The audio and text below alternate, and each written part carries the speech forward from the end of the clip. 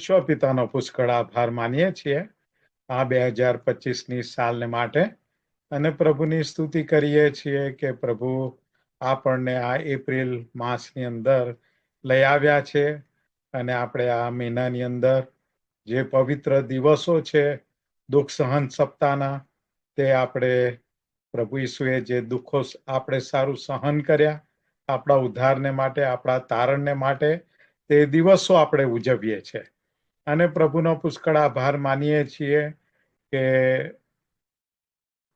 Amazing ગ્રેસના સૌજન્યથી અને શાયલો worship ગ્રુપની સાથે રહીને આપણે આ વર્ષની દુઃખ સહન સપ્તાહની સભાઓનું આયોજન કરી શક્યા છે. પ્રભુનો આભાર માનતા પ્રભુનું વચન વાંચીએ. પહેલો પિતર તેનો 2 અધ્યાય અને તેની 24મી કલમ. પહેલો પિતર 2 અધ્યાય અને 24મી કલમ. લાકડા પર તેમણે એટલે કે પ્રભુ ઈસુએ લાકડા પર એટલે વધસ્તંભ પર લાકડા પર ઈસુએ પોતે પોતાના શરીરમાં આપણા પાપ માથે લીધા, જેથી આપણે પાપો સંબંધી મૃત્યુ પામીને એટલે કે પાપોથી છુટકારો પામીને ન્યાયપણા સંબંધી જીવીએ. તેમના ઘાથી તમે તાજા થયા છો. ખરેખર પ્રભુનું અજાયબ જેવું વચન કે જેના હેતુસર પ્રભુ ઈસુએ વધસ્તંભ ઉપર મારા ને તમારા ઉદ્ધારને માટે તારણને માટે બલિદાન આપ્યું. ખરેખર પ્રભુનો આપણે પુષ્કળ આભાર માનીએ છીએ અને પ્રભુની સ્તુતિ કરીએ છીએ.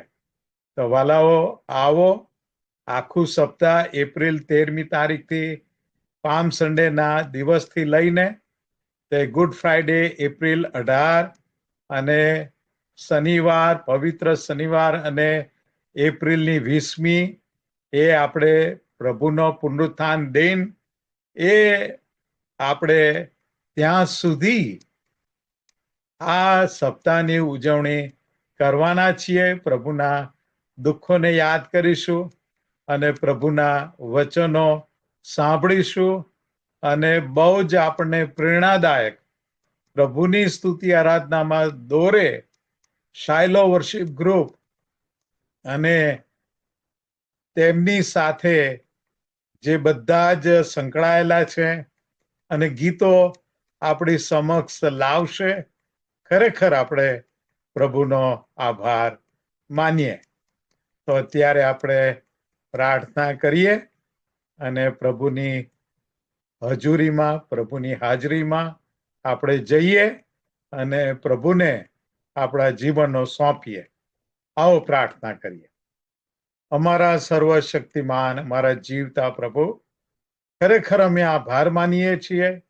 પ્રભુ તમારી સ્તુતિ કરીએ છીએ કે અમારા વાલા પ્રભુ ઈસુએ સ્વર્ગનું સુખ મૂકી દઈને આ પૃથ્વી પર અમારા ઉદ્ધારને માટે અમારા તારણને માટે ઉતરી આવ્યા.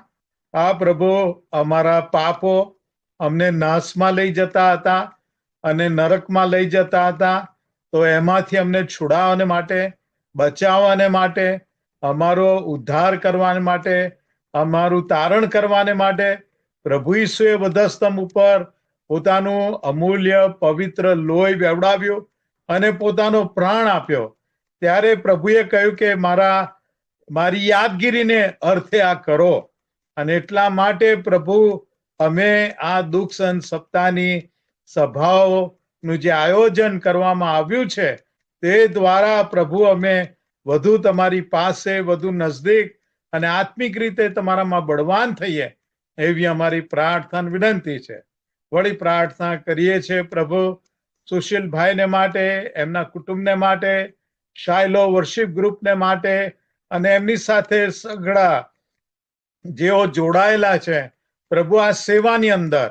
પ્રભુ તમે એમને વધુ ને વધુ એકતા અને વધુ ને વધુ ઈશ્વર માટેની ધગસ અને ઈશ્વરના મહિમાને માટે પોતાના તાલંતો અને સર્વ એમના કળા કૌશલ્ય નો ઉપયોગ કરીને પ્રભુ તમારી આરાધના, તમારી સ્તુતિ, તમારા ભજનમાં પ્રભુ તમારા લોકોને દોરવાને માટે તમે એમની સહાય કરજો.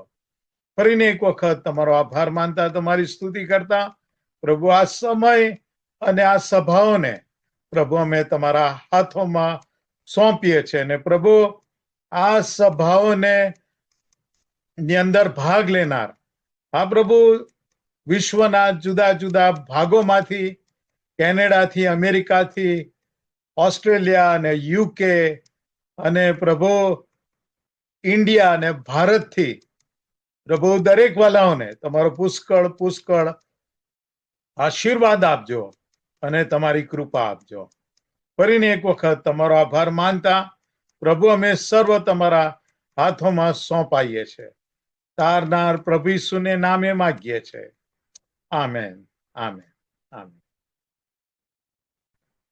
અને એવી રીતે કરીએ છીએ કે જેથી તેને ફેસબુક ઉપર અને યુટ્યુબ પર રોજ મૂકવામાં આવે અને લોકો ઓનલાઈન આખા વિશ્વમાંથી તેમાં ભાગ લઈ શકે અને પ્રભુનો આભાર માની શકે, પ્રભુની સ્તુતિ કરી શકે, પ્રભુનું ભજન કરી શકે.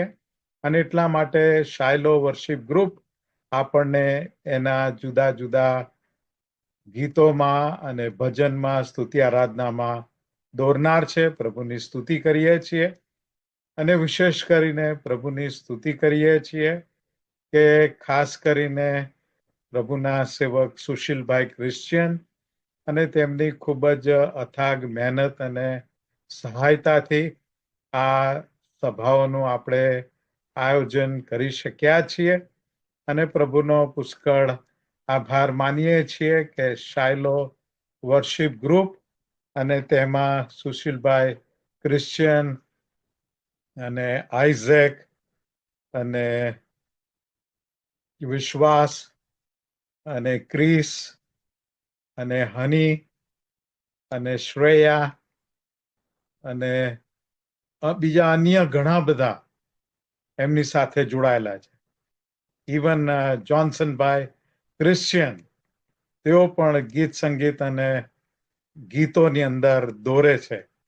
અને આવો આપણે આ સુંદર પ્રભુની સ્તુતિના ગીતોનો લાભ લઈએ અને સાથે સાથે ઈશ્વરના વચનોનો પણ આપણે લાભ લઈએ. અને એટલે દુઃખ સહન સપ્તાહને લગતા ઈશ્વરના વચનોના સંદેશા પણ આપણે જ્યાં કંઈ હોઈએ, ગમે તે સમયે તે આપણે જોઈ શકીશું.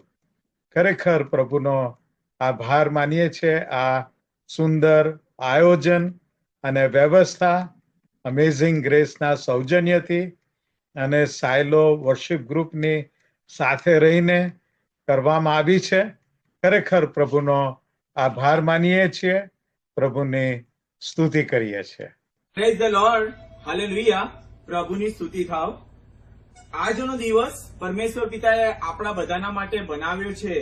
તેમાં આપણે આનંદ ઉત્સવ કરીએ અને તેમને જ મહિમા આપીએ. આજથી આપણે પેશન વીકની મીટિંગોની શરૂઆત કરવા જઈ રહ્યા છે. તેનો આજે પ્રથમ દિવસ છે ને આજે તો છે ખજૂરીના રવિવાર. યરુશલેમમાં ઈશ્વરના પુત્રનો વિજયવંત પ્રવેશ. યરુશલેમમાં વિજયવંત પ્રવેશ. આપણે લૂકની લખેલી સુવાર્તામાંથી તેનો 19મો અધ્યાય 28 થી 29 કલમ આપણે વાંચીશું. એમ કહ્યા પછી તે યરુશલેમને માર્ગે તેમની આગળ ચાલતા થયા. તે બેથફાગે તથા બેથાનિયા પાસે જૈતુન નામના પહાડ આગળ આવ્યા. ત્યારે તેમણે શિષ્યોના બેને એમ કહીને મોકલ્યા, સામેના ગામમાં જાઓ, તેમાં પેસતા જ એક ગધેડનું વછેરું બાંધેલું તમને મળશે. તે પર કોઈ માણસ કદી બેઠું નથી, તેને છોડી લાવો. જે કોઈ તમને પૂછે કે તેને કેમ છોડો છો, તો એમ કહેજો કે પ્રભુને એની જરૂર છે. જેઓને તેણે મોકલ્યા તેઓ ગયા, અને જેમ તેણે તેઓને કહ્યું તે જ પ્રમાણે તેઓને મળ્યું. તેઓ વછેરું છોડતા હતા ત્યારે એક ધણીએ તેમને પૂછ્યું, તમે વછેરું કેમ છોડો છો? તેઓએ જવાબ આપ્યો, પ્રભુને તેની જરૂર છે. તેઓ તેને પ્રભુની પાસે લાવ્યા અને વછેરા પર પોતાના વસ્ત્ર નાખીને ઈસુને તેના પર બેસાડ્યા. તે જતા હતા ત્યારે તેઓએ પોતાના વસ્ત્ર માર્ગમાં પાથર્યા. તે નજીક જૈતુન પહાડના ઢોળાવ પાસે આવી પહોંચ્યા. ત્યારે જે પરાક્રમી કામો તેઓ જોયા હતા તે બધાને લીધે શિષ્યોનો આખો સમુદાય હર્ષથી મોટે અવાજે ઈશ્વરની સ્તુતિ કરતા કહેવા લાગ્યો, પ્રભુને નામે જે રાજા આવે છે તેને ધન્ય છે. આકાશમાં શાંતિ તથા સર્વોચ્ચ સ્થાનમાં મહિમા થાવ. લોકોમાંથી કેટલાક ફરીસીઓએ તેમને કહ્યું, ઉપદેશક, તમારા શિષ્યોને ધમકાવો. તેમણે તેઓને ઉત્તર આપ્યો, હું તમને કહું છું કે જો તેઓ છાના રહેશે તો પથરા પણ પોકારી ઉઠશે. તો આવો આપણે મીટિંગની શરૂઆત કરીએ તે પહેલા આપણે એક ગીતમાં આપણે જોડાઈએ. ગીતના શબ્દો છે, મેળાઓમાં જય જય મેળો, યરુશલેમની માય પાછળ ઈસુની. આપણે 1 થી 8 અને 15 અને 16 નો સ્ટેન્જા આપણે જોડે ગઈશું અને પ્રભુને મહિમા આપીશું આ ગીત દ્વારા.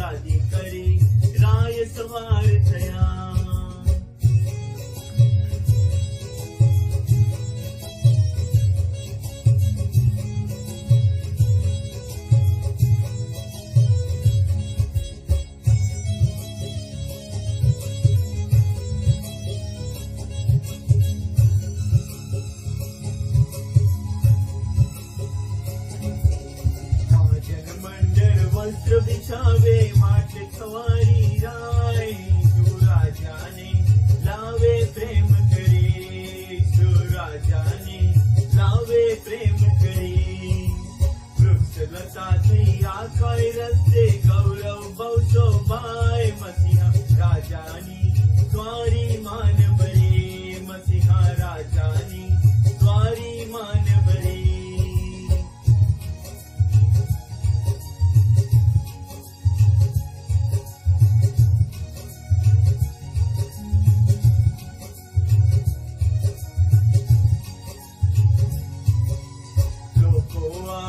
પાછળ ચાલે મંગળ વાર્તા બોલ લાઉદ પુત્ર તને જય જય હોસાના દાઉદ પુત્ર તને જય જય હોસાના પ્રભુને નામે રાજા આવે આવે આતે કોણ નગરી રાજાની મોટા હસ ભરે નગરી રાજાની મોટા હસ ભરે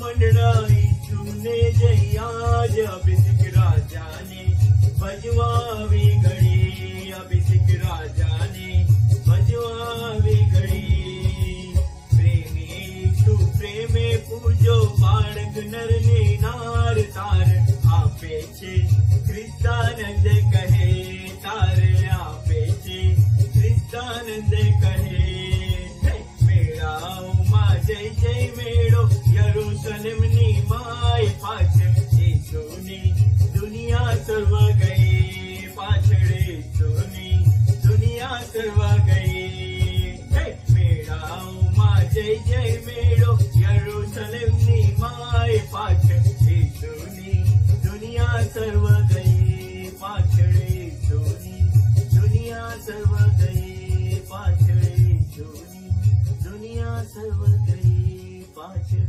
ઈસુની દુનિયા સર્વ ગઈ. આ ગીત અને સ્તુતિ અને આરાધના દ્વારા પરમેશ્વર પિતાને માન અને મહિમા મળે એવી અમારી વિનંતી છે. All glory two God. જે ખજૂરીનો રવિવાર એ પ્રભુ ઈસુના જીવનનો છેલ્લો રવિવાર હતો. એ મરણ પામ્યા એ પહેલાંનો આ એમનો જીવનનો છેલ્લો રવિવાર હતો. અને એટલે જ્યારે જીવનનો છેલ્લો રવિવાર હતો મરણ પામે એ પહેલાં, ત્યારે બહુ જ અગત્યનું કામ એ કરવું એ બહુ જરૂરી હતું. અને આપણે જાણીએ છીએ કે આ ખજૂરીના રવિવારના દિવસે પ્રભુ ઈસુ એ યરૂશાલેમમાં પ્રવેશ કરી રહ્યા હતા. અને પ્રવેશ કરવો બહુ જરૂરી હતો. જે કામને માટે તેઓ આવ્યા હતા, જે કાર્યને સારું ઈશ્વર પિતા એમને મોકલ્યા હતા, એ કાર્ય પાર પાડવાને માટે પણ એ રવિવારે યરૂશાલેમ જઈ રહ્યા હતા. એટલું જ નહીં, પણ એ દિવસોની અંદર પુષ્કળ સેંકડોની સંખ્યામાં, મોટી સંખ્યામાં યહૂદીઓ જુદા જુદા દેશોમાંથી ત્યાં પાસખા પર્વ ઉજવવા માટે આવ્યા હતા. એ પાસખા પર્વ એ બહુ જ અગત્યનું પર્વ યહૂદી પ્રજાને માટે છે. અને એ ઉજવવાને માટે દુનિયાના સેંકડો પુષ્કળ લોકો ત્યાં આવ્યા હતા. અને આપણે વાંચીએ છીએ કે આ દિવસોમાં, એ પ્રભુ ઈસુના દિવસોમાં ખજૂરીના રવિવારે પ્રભુના વચન પૂર્ણ થઈ રહેલા. જો તમે નિર્ગમનનું પુસ્તક તેનો 12મો અધ્યાય તમે ખોલો તો ત્યાં પહેલી જ કલમથી પ્રભુના વચન આ પ્રમાણે છે. અને કહે છે કે મિસર દેશમાં યહોવાએ મૂસા તથા હારૂનને કહ્યું કે આ માસને તમારા માસમાંનો પ્રથમ ગણવો, તે તમારા વર્ષનો પ્રથમ માસ થાય. કહે છે કે તમારું જે યર હોય જ્યુઇશ કેલેન્ડર, એનો આ પ્રથમ માસ અથવા પ્રથમ મહિનો તમારે ગણવો અને એમાં તમારે આ પ્રમાણે કરવું. અને ત્યાં ત્રીજી કલમ કહે છે કે ઇસ્રાયેલના આખા સમુદાયને કહે કે આ માસને 10મે દિવસે, તમે જો કે આ જે માસ હતો એ નિશાનનો મહિનો હતો, અને નિશાન મહિનાના 10મા દિવસે પ્રત્યેક પુરુષ પોતાને સારું પોતાના બાપના ઘર પ્રમાણે એક એક હલવાન લેવું. એટલે કુટુંબ દીઠ એક હલવાન કહે છે કે લેવું. હા, એ હલવાન એ 10મીના નિશાનને પસંદ કરવું એ બહુ જરૂરી હતું. એ 10મી તારીખ નિશાન મહિનાની એ જ ખજૂરીનો રવિવાર, કે જે દિવસે એ પાસ્ખા પર્વ ઉજવવા માટે હલવાન પસંદ કરવામાં આવતું હતું. અને એ યોહાન બાપ્તિસ્મા કરનાર જ્યારે યોહાન 1 અને 29 પોકારીને કહે છે કે જુઓ દેવનું હલવાન કે જે જગતનું પાપ હરણ કરે છે, એ દેવનું હલવાન એ આ નિશાન મહિનાની 10મી તારીખે એ પસંદ કરાય એને માટે એ દેવનું હલવાન એ યરુસાલેમ જઈ રહ્યા હતા. અને પછી ત્યાં બાઇબલ આગળ એવું કહે છે, ત્યાં 6ઠ્ઠી કલમમાં, અને તે જ માસના 14મા દિવસ સુધી તમારે તે રાખી મૂકવો. અને પછી આગળ કહે છે, ને ઇસ્રાયેલની આખી મંડળીના સમુદાયે તેને સાંજે કાપવો. તમે જો કે 14મી તારીખે પછી એને કાપવાની શરૂઆત થાય. અને એટલે 10મી તારીખે એ ખજૂરીના રવિવારે એ હલવાન પસંદ થવું એ જરૂરી હતું. અને એટલા માટે પ્રભુ ઈસુદેવના હલવાન એ યરુસાલેમ જઈ રહ્યા હતા. અને પછી સોમવારે 11મી તારીખ થાય, ને પછી મંગળવારે 12મી, ને બુધવારે 13મી, ને ગુરુવારે 14મી તારીખ. અને 14મીની સાંજે ગેત્સેમાની બાગમાં ઈસુને શું કરવામાં આવ્યા? પરસ્વાધીન કરવામાં આવ્યા ને પકડવામાં આવ્યા અને કપાવાની શરૂઆત થઈ. એમને સોટીઓનો માર મારવામાં આવ્યો, અને કેટલા બધા મુક્કીઓ મારીને ઠઠ્ઠા મસ્કરીઓ કર્યા, અને એમને કેટલા બધા ફટકા મારવામાં આવ્યા, અને કોડાનો માર મારવામાં આવ્યો. અને આખરે પછી શુક્રવારે ગુડ ફ્રાઇડેના દિવસે એ જડી દેવામાં આવ્યા અને બલિદાન પામ્યા. અને એટલે તમે જો કે કેટલું અક્ષરશ પ્રભુનું વચન એ ત્યાં ખજૂરીના રવિવારથી લઈને એ પૂર્ણ થઈ રહ્યું હતું, કે એ દેવનું હલવાન એ ત્યાં પસંદ કરવામાં આવી રહેલું. એટલું જ નહીં, પણ આખી દુનિયાના યહૂદીઓ ત્યાં ભેગા થયા હતા પાસ્ખા પર્વ પાળવા માટે. અને આ કંઈક જુદું જ પાસ્ખા પર્વ હતું કે જેમાં દેવનું હલવાન એ બલિદાન પામી રહ્યું હતું.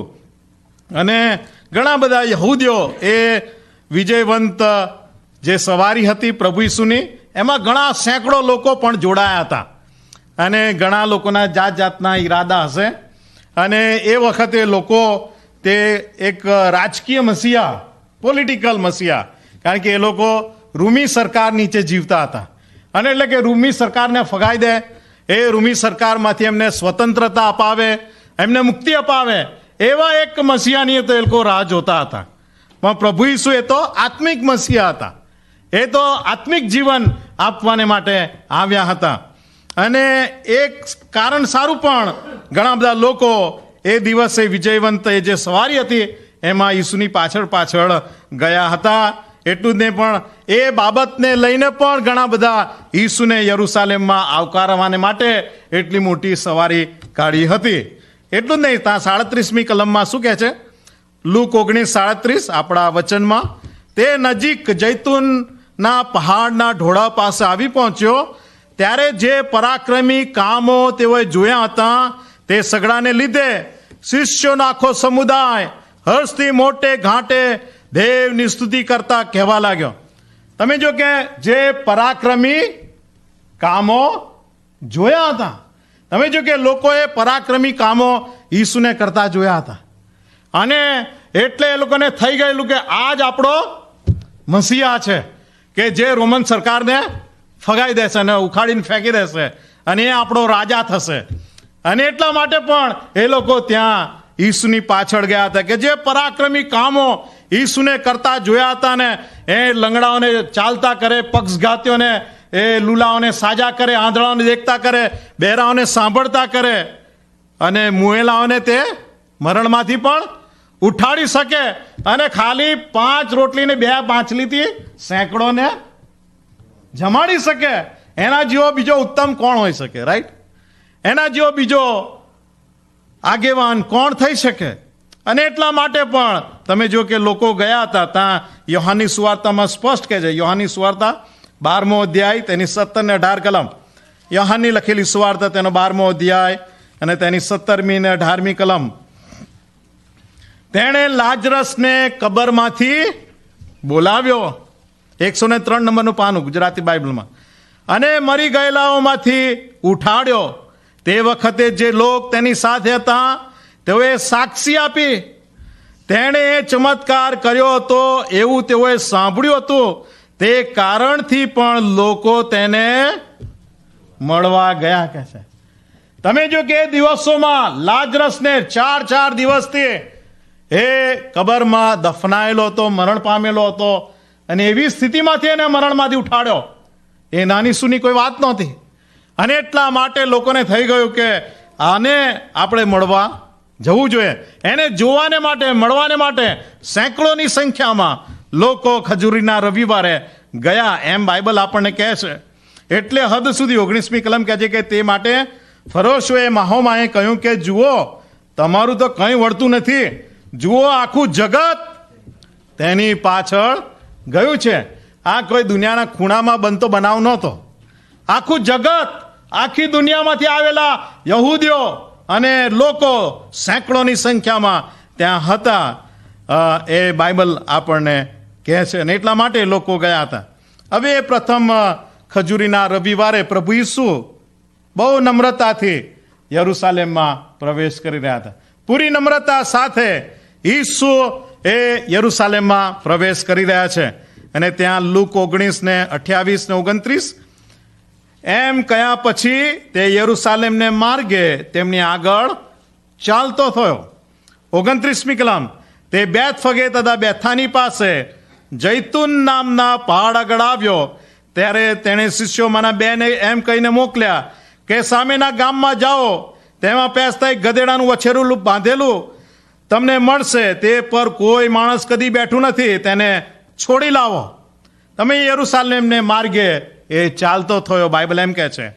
અને પછી બેથાની આગળ તે રોકાયો. એ ક્યાં રોકાયો હશે બેથાનીમાં? લાજરસ જેને મરણમાંથી ઉઠાડ્યો હતો, મરિયમ અને માર્થાને ત્યાં આ તૈયારી કરવાને માટે એ ત્યાં રોકાયો હતો. તે દરમિયાન 2 શિષ્યોને કહ્યું કે જાઓ, સામેના ગામમાં જઈને તમે એક ગધેડાનું ખોલું અથવા વછેરું એટલે કે એનું બચ્ચું તમે છોડી લાવો, જેના પર કદી કોઈ બેઠું નથી.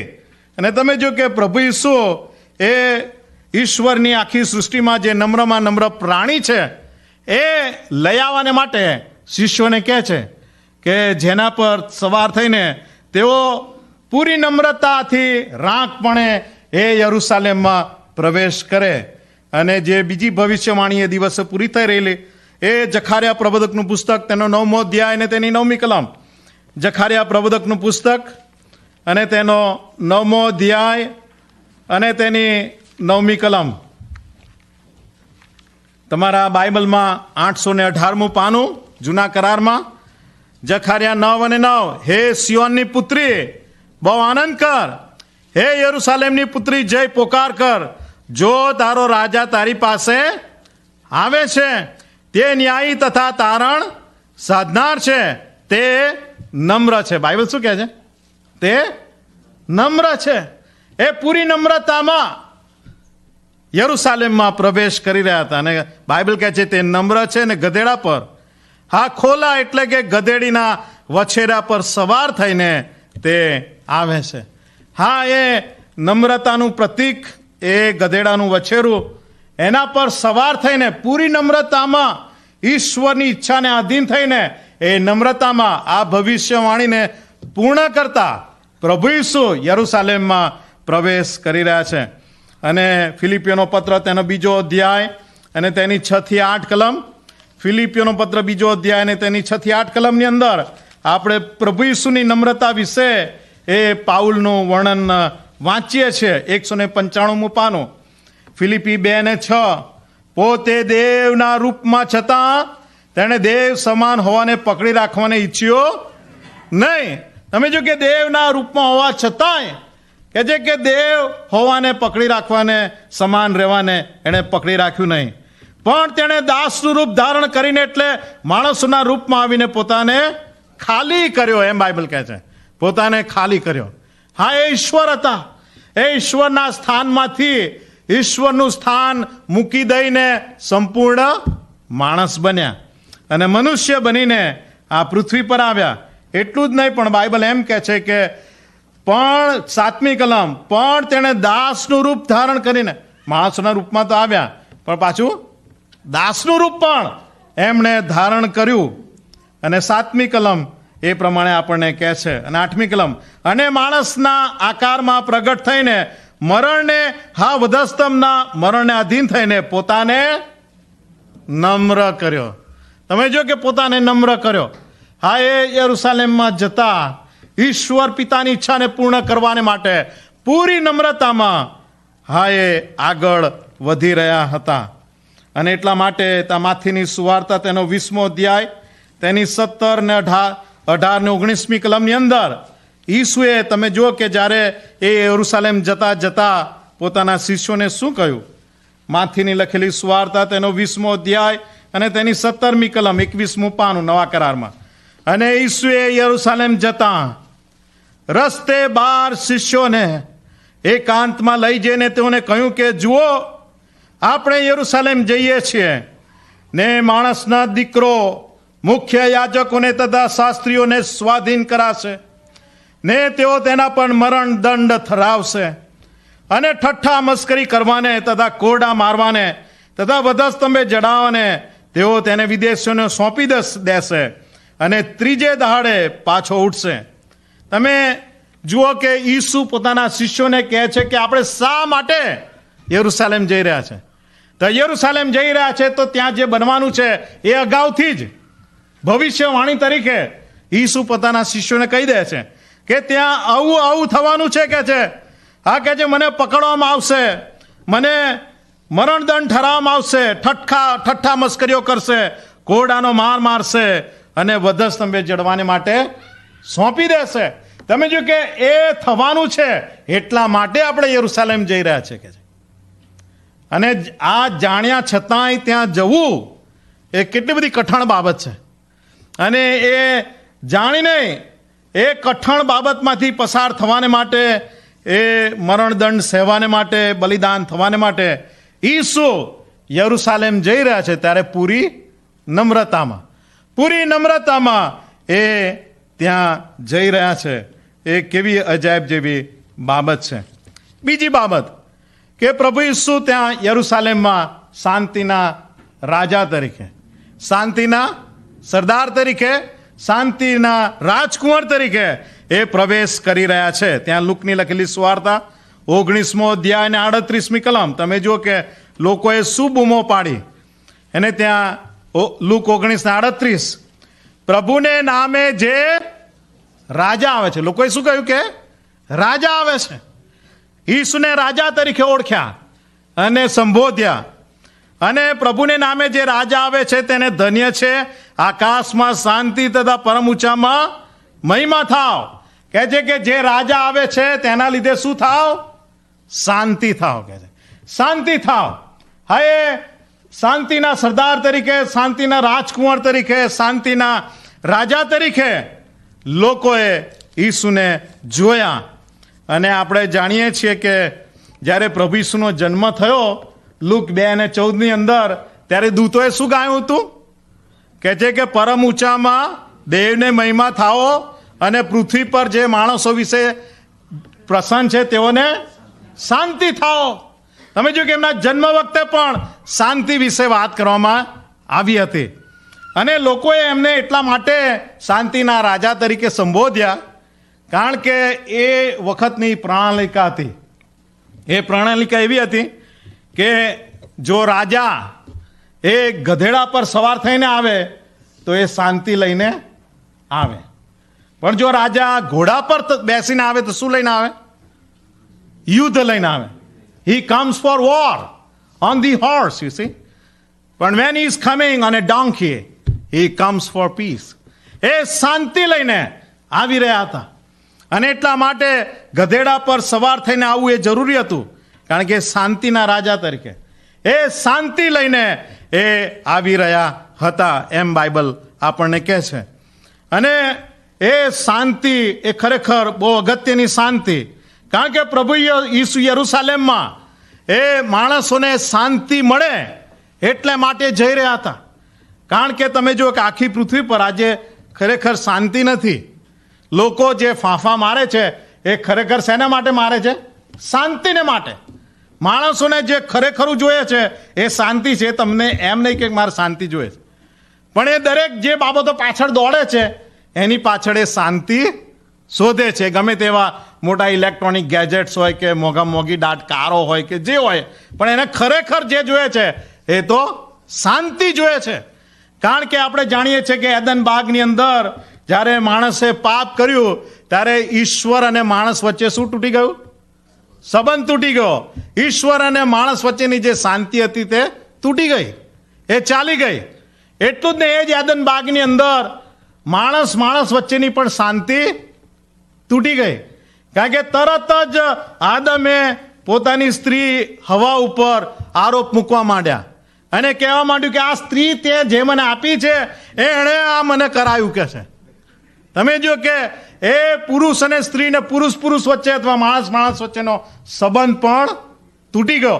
એટલે કે ઊભી શાંતિ અને માણસ વચ્ચેની શાંતિ એ તૂટી ગઈ અને એ ફરી સ્થાપવા માટે ઊભા ને આડા લાકડા પર ઈસુને વધસ્તંભે જડાવવું જરૂરી હતું. એ હલવાનનું લોહી એ વધસ્તંભની એ બારશાખોને આપણા હૃદયની બારશાખો પર છંટાય એ ખરેખર બહુ જરૂરી હતું. અને એટલા માટે તમે જો કે ઈસુ એ શાંતિ કરાવવા માટે જઈ રહ્યા હતા, આત્મિક શાંતિ, ખરી શાંતિ, સાચી શાંતિ લાવવા માટે. અને ત્યાં લુકની સુવાર્તા 19મો અધ્યાય અને ત્યાં 41મી કલમ, લુકની સુવાર્તા 19મો અધ્યાય અને 19મી કલમ. તે પાસે આવ્યો ત્યારે શહેરને જોઈને, કયા શહેરને જોઈને? યરુશાલેમ શહેરને જોઈને.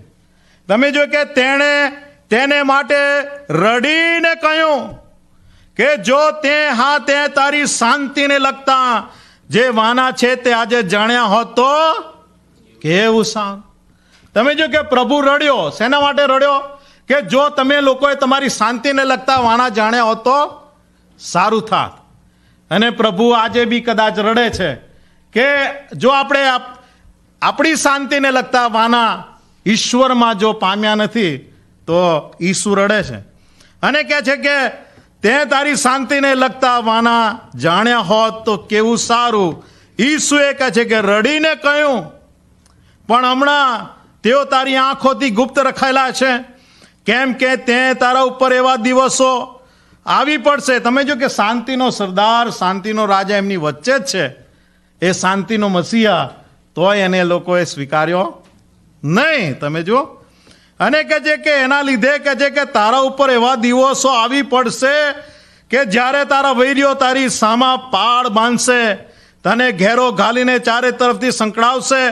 તેઓ તને તથા તારામાં વસતા તારા છોકરાને જમીન પર પછાડી નાખશે અને તેઓ તારામાં એક પથ્થર પર બીજો પથ્થર રહેવા દેશે ને, કેમ કે તારી કૃપા દ્રષ્ટિનો સમય તે જાણ્યો નહીં. તે તારી કૃપા દ્રષ્ટિનો સમય જાણ્યો નહીં. એ બહુ અફસોસની વાત છે. આપણા જીવનમાં કૃપા દ્રષ્ટિનો સમય આવે છે કે જ્યારે ઈશ્વરના આત્મા આપણી સાથે વાત કરે છે કે ભાઈ તું તારું જીવન પ્રભુને સોંપી દે, બેન તારું જીવન પ્રભુને સોંપી દે. અને જો ના સોંપી દે, એ કૃપા દ્રષ્ટિના સમયનો ઉપયોગ ના કરી લે તો પછી બહુ મુશ્કેલી થાય. અને આ લોકોની પણ એવી સ્થિતિ થઈ કે એ કૃપા દ્રષ્ટિનો સમય એ લોકોએ જાણી લીધો નહીં. ગયા વીકમાં મારો જે સન છે એ યુનિવર્સિટીમાં છે અને કે મારે મારા ક્લાસમાંથી કહે છે કે ટીચરે એસાઇનમેન્ટ આપ્યું છે તો કે મારે પેપર લખવાનું છે, તો why can't you take me to the Holocaust Museum. અને એટલે ત્યાં લોસ એન્જલસમાં હોલોકાસ્ટ મ્યુઝિયમ છે, મ્યુઝિયમ ઓફ ટોલરન્સ. એ મને જોવાને માટે કેમ ના લઈ જાઓ? મેં કીધું હા લઈ જઈશ બેટા હું તને. એટલે એને જોવાને માટે લઈ ગયો. અને ત્યાં જે જર્મનીની અંદર નાઝી સરકાર વખતે એ 6 મિલિયન જ્યુઝને ગેસ ચેમ્બર્સમાં રેસી નાખવામાં આવ્યા અને બીજી બધી કેટલી રીતે એમને શૂટ કરી દેવામાં આવ્યા, જીવતા દફનાઈ દેવામાં આવ્યા. એટલું જ નહીં પણ એમના છોકરાઓને તો, બાળકોને તો પછાડીને મારી નાખ્યા. એ બતાવે છે, મારી આંખમાંથી 2-3 વાર આંસુ નીકળી ગયા કે કેટલું ભયંકર આ કરોડોની યહૂદીઓની સંખ્યાને સહન કરવું પડ્યું. કેમ? કારણ કે કૃપા દ્રષ્ટિનો સમય જાણ્યો નહોતો. તમે જો કે ઘણી બધી આફતો આપણે પોતાના પર એટલા માટે લાવી દઈએ છીએ કે જે પ્રભુએ કૃપા દ્રષ્ટિનો સમય આપણા જીવનમાં આપ્યો હોય અને આપણે ઉપયોગ નથી કરી લેતા. એટલા માટે એ કૃપા દ્રષ્ટિના સમયમાં પ્રભુને જીવન સોંપી દેવું એ કેટલું બધું જરૂરી છે. અને તમે જાણો છો કે પ્રભુ જે શાંતિ આપવા માગે છે કેવી અજાયબ જેવી શાંતિ છે. ત્યાં યોહાન 14:27 કહે છે કે હું શાંતિ આપું છું તમને, મારી શાંતિ હું તમને આપું છું જ કહે છે. જેમ જગત આપે છે તેમ હું આપતો નથી. તમે જો કે જગત શાંતિ આપી શકતું નથી. જગતની શાંતિ કદાચ 2 કલાકની 3 કલાકની હોય, પછી એ શાંતિ નથી. પણ ઈસુની શાંતિ કાયમની શાંતિ છે. તમે જો કે આજે દેશો વચ્ચે શાંતિ નથી, સરકારોમાં શાંતિ નથી. તમે જો કે ઇકોનોમિકલી અને આર્થિક રીતે પણ કોઈ શાંતિ નથી. કેટલા બધા લોકો વલખા મારી રહ્યા છે. અને તમે જો કે કેટલા બધાના મનોમાં, હૃદયોમાં શાંતિ નથી. એ શાંતિ કેવળ ઈસુ જ આપી શકે છે. રાટોંગા નામનો એક ટાપુ છે આ પેસિફિક ઓશનની અંદર, અને ત્યાં પેસિફિક એ મધ્ય સમુદ્રની અંદર એ રાટોંગાના ટાપુ ઉપર મિશનરી મિટિંગ ચાલતી હતી. અને મિશનરી મિટિંગની અંદર એક વયોવૃદ્ધ વડીલ ઊભા થયા અને પછી કે એમણે સાક્ષી આપવા માંડી કે આપણે તો 4 રાજાઓની કારકિર્દીમાંથી પસાર થયા છે. તો કે જે પહેલો રાજા હતો એના વખત દરમિયાન તો યુદ્ધ બધા ફાટી નીકળ્યા અને યુદ્ધના લીધે એટલી બધી બિહામણી સ્થિતિ ઊભી થઈ ગઈ અને આપણે બહુ બીકના માર્યા જીવવું પડતું હતું. પણ પછી કે જે રાજા હરી ગયો અને બીજા રાજાએ આપણને કહે છે કે જીતી લીધા. અને આ બીજા રાજાના વખતમાં કહે છે કે ભારે દુકાળ પડ્યો કહે છે. અને કહે છે કે આપણે કેટલું બધું વેઠવું પડ્યું ને એ દુકાળના સમયો દરમિયાન કહે છે કે આપણે ઘાસ ખાવું પડ્યું ને પાંદડા અને એ ઝાડના મૂળિયા ને એવું બધું ખાવું પડ્યું કહે છે. અને ત્યારબાદ કહે છે કે એ બીજા રાજાના સમયમાં પછી કહે છે જે કોલોનાઇઝર્સ હતા, બ્રિટિશ કોલોનાઇઝર્સ, એ લોકો ચડી આવ્યા અને કહે છે કે એ લોકોએ આપણને જીતી લીધા. અને કહે છે કે એ બ્રિટિશ કોલોનાઇઝર્સ આવ્યા અને આપણને જીતી લીધા. અને એ રીતે ત્રીજો રાજા આપણી પર આવ્યો. પણ કે જે ત્રીજા રાજા દરમિયાન, એના સમય દરમિયાન આપણને એક એવા રાજાની ઓળખાણ થઈ ગઈ છે. એ લોકો કહે છે મિશનરીઓ લાવ્યા અને મિશનરીઓના લીધે કહે છે કે આપણને રાજાઓનો રાજા, ખરો શાંતિનો રાજા, એ ઈસુ રાજાની ઓળખ થઈ કે છે. અને આપણા જીવનો બદલાઈ ગયા. તમે જો કે કૃપા દ્રષ્ટિનો સમય કહે છે કે આપણે જાણ્યો તો કહે છે કે આપણા જીવનો બદલાઈ ગયા અને હવે આપણા હૃદયમાં એ સ્વર્ગીય શાંતિ છે. ત્રીજી બાબત, ઈસુએ ખજૂરીના રવિવારના દિવસે એ વિજયવંત પ્રવેશ કરી રહ્યા હતા. એ રાજાઓના રાજા, પ્રભુઓના પ્રભુ તરીકે એ વિજયવંત સવારી હતી. એમની આ જે વિજયવંત સવારી હતી, એક ગધેડાના વછેરા પર સવાર થઈને એ કોઈ સિંહાસન તરફ નહોતી દોરી જતી. એ કોઈ રાજવી અથવા પૃથ્વી પરના સિંહાસન તરફ નહોતી દોરી જતી, પણ ક્યાં દોરી જતી હતી? વધસ્તંભ તરફ. એ વિજયવંત સવારીએ એમને વધસ્તંભ તરફ દોરી જઈ રહેલી. હા, એ વિજયવંત સવારી એમને કોઈ પૃથ્વી પરનો ક્રાઉન અથવા પૃથ્વી પરનો મુગટ, કોઈ પૃથ્વી પરના રાજાનો મુગટ મેળવવા માટે નહોતી દોરી લઈ જતી, પણ એ તો કાંટાનો મુગટ એ તરફ એ સવારી એમને લઈ જતી હતી. અને એ પ્રભુ ઈસુની સવારી એ કોઈ પૃથ્વી પરનું દુનિયાવી રાજ્ય મેળવવા માટેની સવારી નહોતી, પણ એ તો લોકોને ઈશ્વરના રાજ્યમાં લાવવાને માટે, ઈશ્વરનું રાજ્ય સ્થાપવાને માટેની એ વિજયવંત સવારી હતી. અને એટલે પ્રભુ ઈસુ એ વિજયવંત સવારી કરી, એમાં એ ખરેખરો મોટો વિજય હતો, કારણ કે એમાં શૈતાનની હાર હતી, એ અંધકારના પરિબળોની હાર હતી, પાપની હાર હતી. પાપના બંધનો તૂટી જાય અને લોકોને જીવન મળે એ માટેની એ સવારી હતી. અને એટલા માટે તમે જો કે પ્રભુ ઈસુ એ યરુશાલેમમાં પ્રવેશ કર્યો. પાસખાના હલવાનને પસંદ કરવામાં આવે એ ખજૂરીના રવિવારે, એ માટે ઈશ્વરના દેવના હલવાન તરીકે એમણે ત્યાં પ્રવેશ કર્યો. અને લોકો જે પુકારતા હતા, હોસાના હોસાના. હમણાં પણ બાળકો અહીંયાથી ગયા તો શું પુકારતા હતા? હોસાના હોસાના, રાઈટ? માથીની સુવાર્તાના 21મા અધ્યાયમાં હોસાના એ શબ્દ આવેલો છે. એ હોસાના એ હિબ્રુ શબ્દ છે. એનો અર્થ થાય છે કે મને બચાવ, પ્રભુ કૃપા કરીને મને બચાવો. હોસાનાનો જે અર્થ થાય છે, પ્રભુ કૃપા કરીને મને બચાવો. લોર્ડ આઈ બીસીચ યુ સેવ મી ના. પ્રભુ મને બચાવો.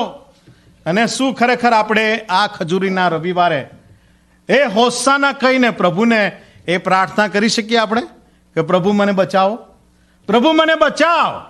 એ હોસાના જ્યાં સુધી આપણે ના કહીએ ત્યાં સુધી આપણા જીવનમાં એ કૃપા દ્રષ્ટિનો સમય આપણે પામી શકતા નથી. ઇંગ્લેન્ડની અંદર એક વખત એક માણસને ભયંકર ગુનાને માટે પકડવામાં આવ્યો હતો. અને આ ભયંકર ગુનાનો એનો કેસ ચાલતો હતો, ખટલો ચાલતો હતો.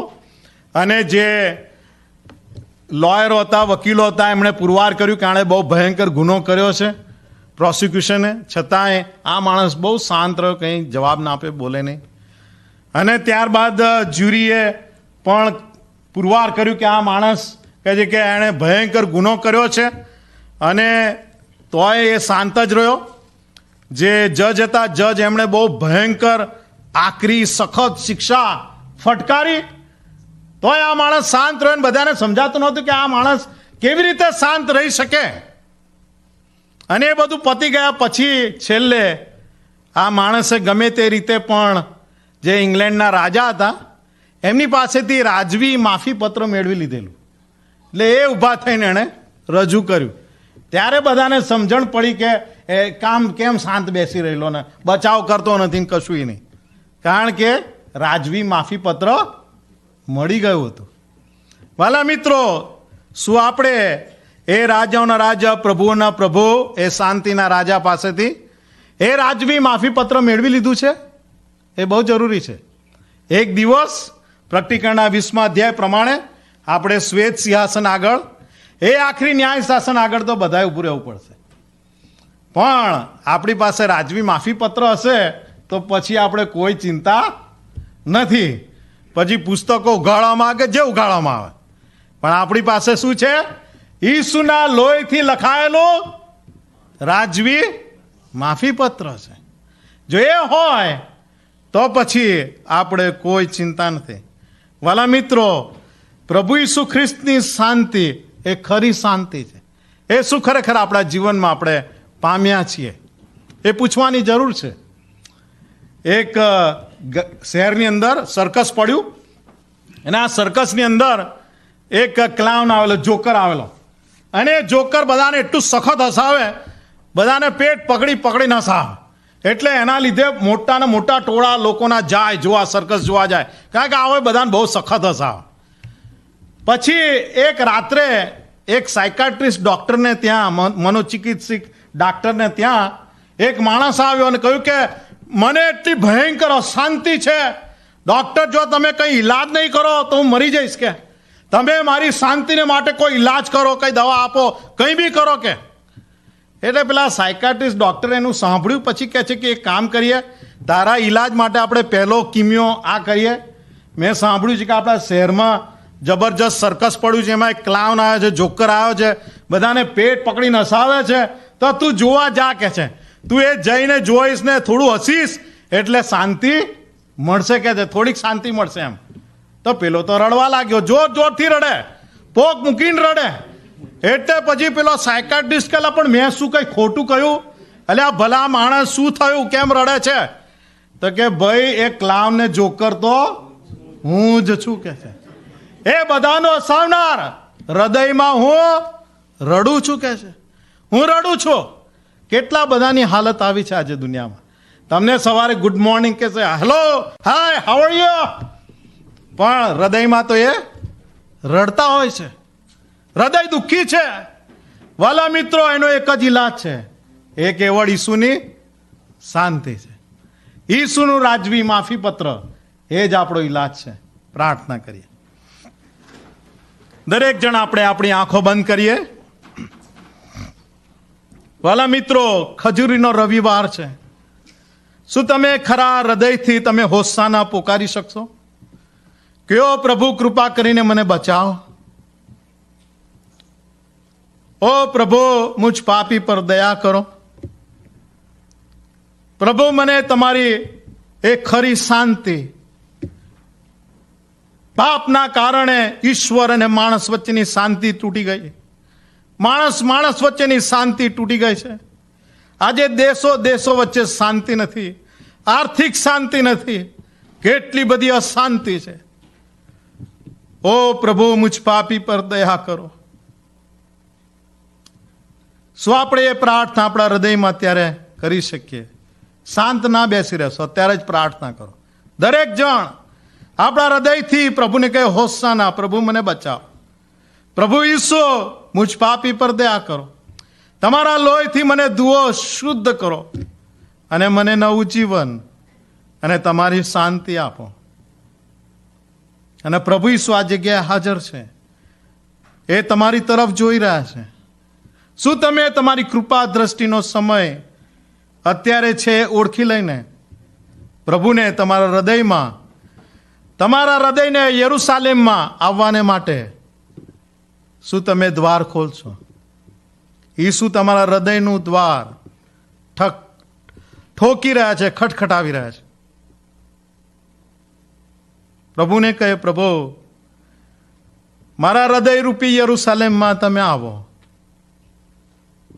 મારા જીવનને શુદ્ધ કરો.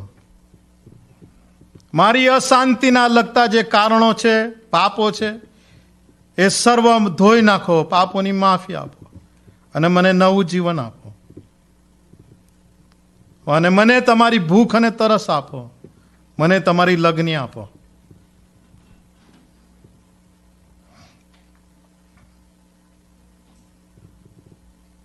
જો આ પ્રાર્થનાઓ તમે કરી છે, પ્રભુ તમને આશીર્વાદ આપે છે. અમારા સર્વશક્તિમાન, અમારા જીવતા ઈશ્વર પિતા, પ્રભુ, અમે તમારી સ્તુતિ કરીએ છીએ આ તમારા પવિત્ર વચનોને માટે.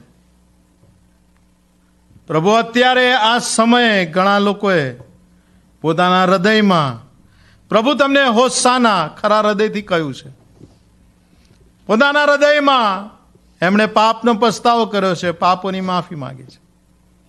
પ્રભુ, તમારા લોહીથી અમને ધુઓ, શુદ્ધ કરો અને અમારી અશાંતિના એ કારણો તમે ધોઈ નાખો, દૂર કરી નાખો. એ રાજવી માફી પત્ર તમે અમને આપો અને અમને નવું જીવન આપો અને આ વાલાઓને દરેકને આપો. અને પ્રભુ ઈસુ ખ્રિસ્તની શાંતિ, જે સર્વ સમજશક્તિ કરતા પર એવી ઈશ્વરની શાંતિ આ હૃદયોમાં સ્થાપિત થાવ.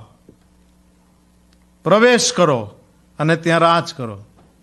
અને પ્રભુ મસીહાનું રાજ્ય હંમેશા એ જીવનોમાં, એ કુટુંબોમાં હંમેશા ટકી જ રહે, એવી અમારી પ્રાર્થના છે. ફરીને ઈશ્વર પિતા, આભાર માનીએ છીએ તમારા વિજયવંત પ્રવેશને માટે, એ ખજૂરીના રવિવારને માટે કે જ્યારે દેવનું હલવાન એ પસંદ કરવામાં આવ્યું કે જે અમારે માટે બલિદાન બની જાય. પ્રભુ, અમે તમારી સ્તુતિ કરીએ છીએ, અંતઃકરણથી આભાર માનું છું. તમે આ દિવસોમાં તમે અમારી મુલાકાત કરવાના છો ને કરી રહ્યા છો.